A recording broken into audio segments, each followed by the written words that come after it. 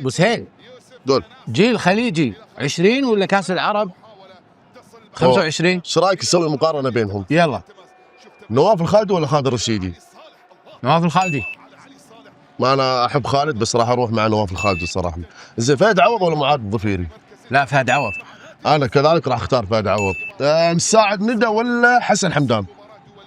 مساعد ندى. مساعد واضح، حتى حسن حمدان راح يقول مساعد. صح. زين حسين فاضل ولا فهد الهاجري؟ حسين. انا اختار فهد الهاجري الصراحه. حسين احترف برا. انا اختار فهد الهاجري. زين راشد الدوسري ولا عابر المعتوق؟ بالنسبه لي راشد. انا راح اختار عابر المعتوق، احب راشد بس راح اختار عابر المعتوق. زين بالنص جراح العتيجي ولا صعبها احمد ظفيري؟ احمد ظفيري المايسترو. انا كذلك راح اختار احمد ظفيري الصراحه.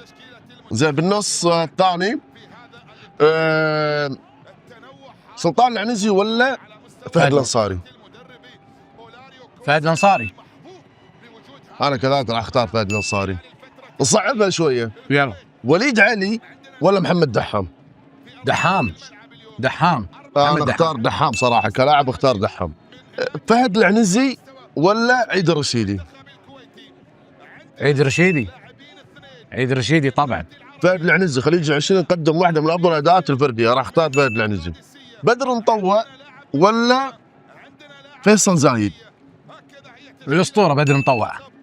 انا صراحه اروح مع الاسطوره بدر مطوع. قول يوسف ناصر ولا حمد العنزي؟